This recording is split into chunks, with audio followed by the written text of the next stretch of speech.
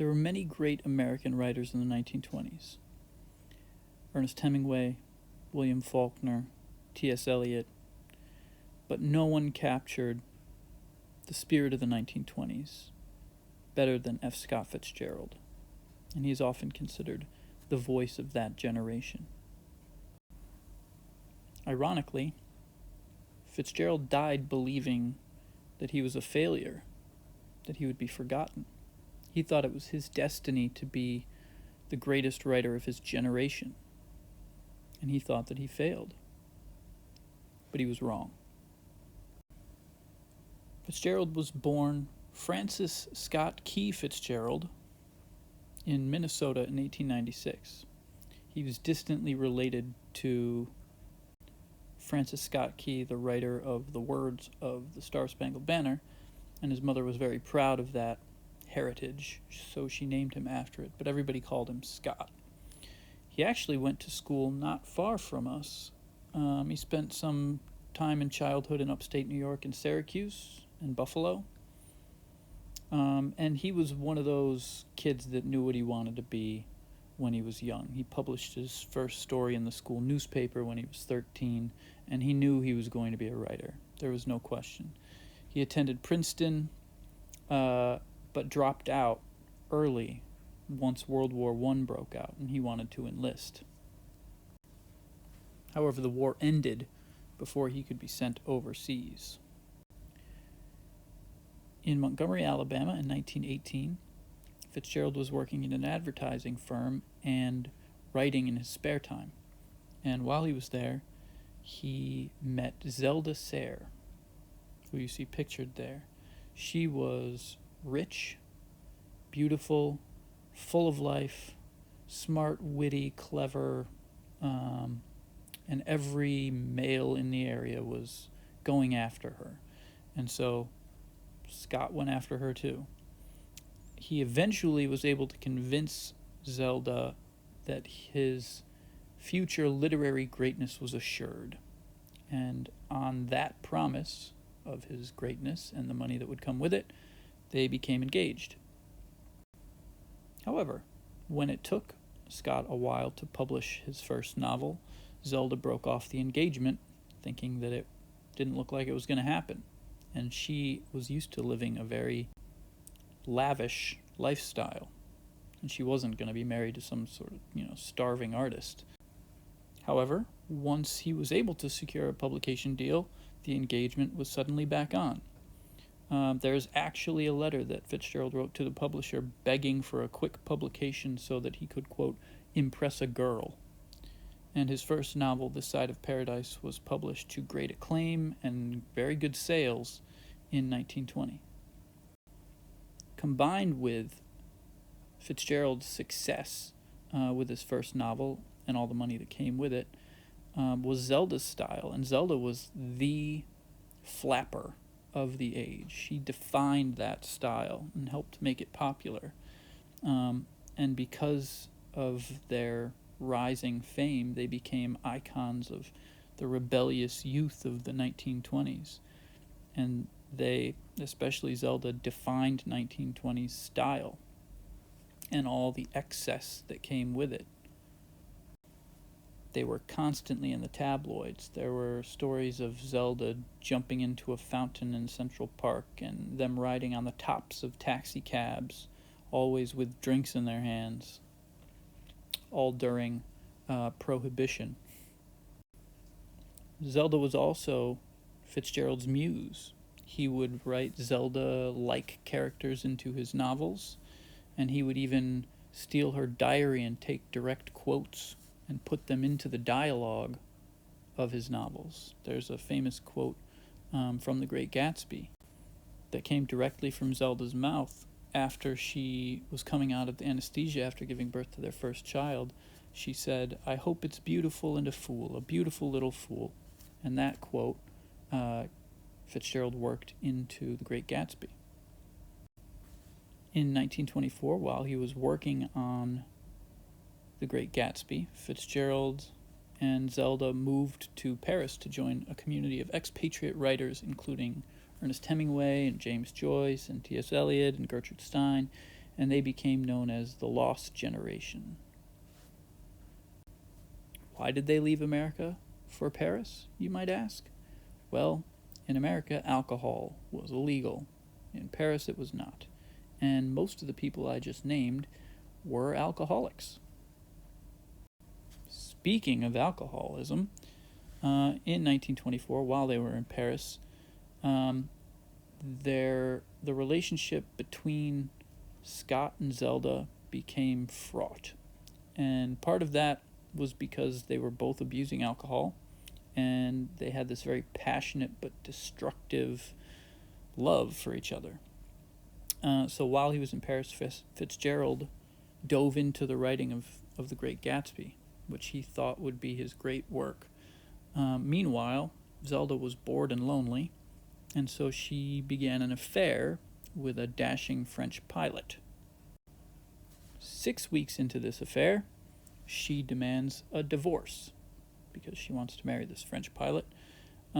Scott was not going to let that happen, so he locked her in the house until she took it back, which is one way to deal with it. From the other side, at a party, Scott was paying too much attention to another young woman, so Zelda, in a fit of despair, threw herself down a flight of marble stairs, and she may have attempted suicide around this time also. And I'm giving you the clean version of this. If you want all the dirt, you could look it up. Okay, so to keep their finances afloat, I mean, they had a very expensive lifestyle. Fitzgerald wrote short stories for magazines, something he himself called, quote, whoring, because he was only doing it for the money.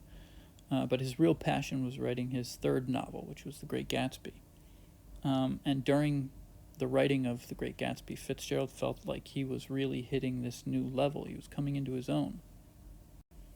He said that Gatsby was, quote, a purely creative work, not trashy imaginings as in my stories, but the sustained imagination of a sincere and yet radiant world. And so he finished it in 1924, and he spent the rest of 1924 and early 1925 revising, getting it ready for publication, perfecting it, and it was finally published in 1925. And he thought it was going to seal him as the greatest writer of the era. It was going to make a ton of money, sell millions of copies, but it didn't work out that way.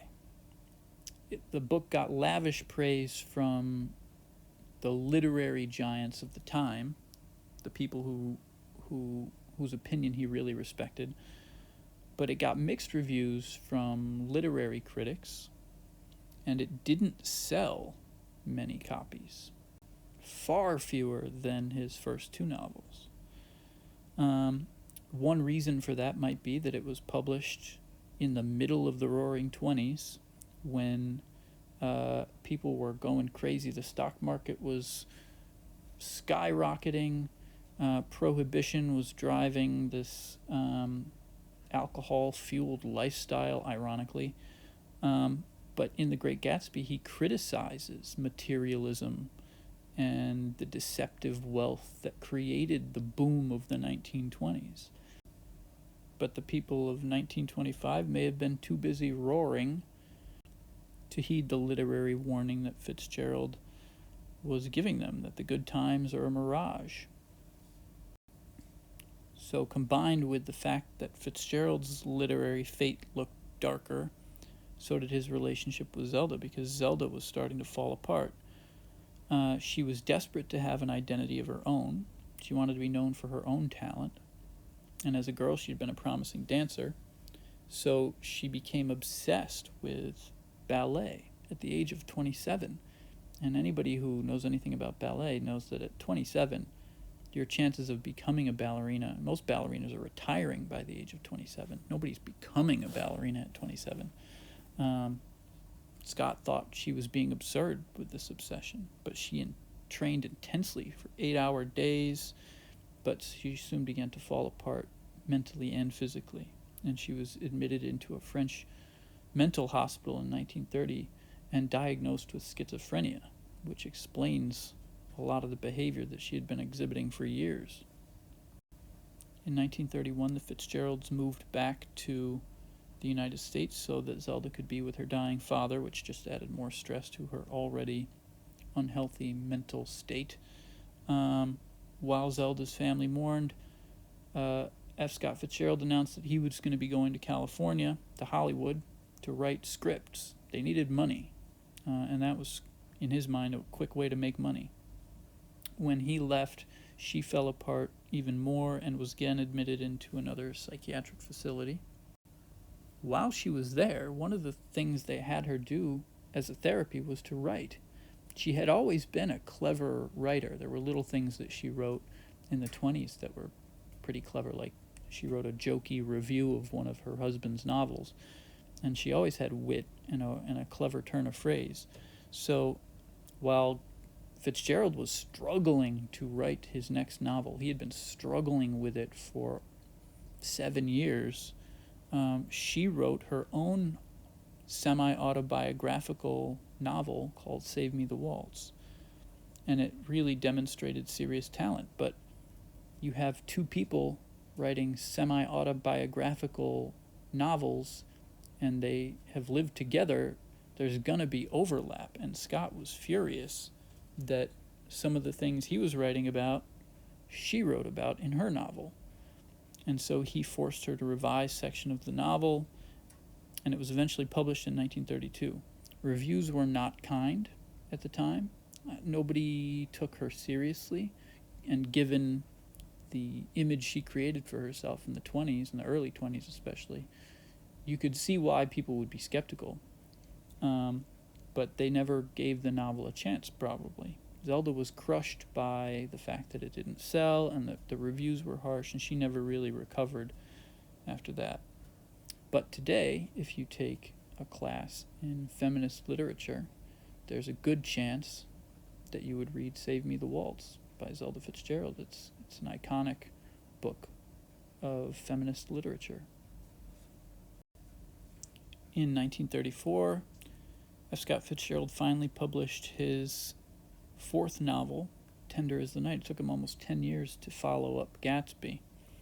And it's a beautiful and brilliant novel, but it was not received that well. Reviews were mixed and sales were disappointing. And feeling that he was a failure, Scott began the slow process of drinking himself to death. Now people consider Tender as the Night to be a masterpiece. Some people even think it's better than The Great Gatsby. After the crushing blow of her novel's failure, Zelda began to lose contact with reality and spent most of the rest of her life in psychiatric facilities. And it was said that the only time she regained contact with the real world was when Scott would visit. But the last time they saw each other was in 1939, when they went to Cuba together. So throughout the late 1930s, Zelda and Scott basically were separated. She was in institutions. He would visit her, but he kept his life going, and he would live with other women. And there's a story that one time he was pretty serious and living with a woman, and he wanted to give her the gift of one of his novels. But he went from store to store, and none of them carried any of his books. And that's why he thought he had been forgotten by the American public and that he was a failure. And in 1940, at the age of 44, he had his third heart attack and died. Probably these heart attacks were brought on by alcoholism, severe alcoholism. Only 30 people attended his funeral, and he felt he had not achieved his destiny to be the greatest writer of his generation. Zelda spent the rest of her life in and out of mental hospitals.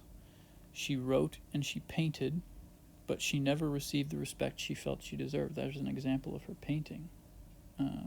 Better than I could do. Looks pretty good to me. And in 1948, a fire broke out at her mental facility. She was locked in a room awaiting electroshock therapy. She was not rescued. By the mid-1940s, critics started to take a closer look at what Fitzgerald had produced, and critical opinion of his work started to turn. People started to see The Great Gatsby as a masterpiece. And in 1951, there was a newly published biography that rekindled interest in his work. And The Great Gatsby was republished in 1953 to great acclaim. So it was only after his death that readers and critics really caught up to what Fitzgerald was doing. And you've all heard the 1920s referred to as the Jazz Age. Well, that's the name Fitzgerald gave to the 1920s. Those are his words. He coined that phrase. And now he is considered to be the voice of the Jazz Age and one of the great American writers. Unless you go to college and become an English major, there's a good chance that The Great Gatsby will be the best written novel you ever read. It's one of the greatest novels of all time, and probably it is the great American novel.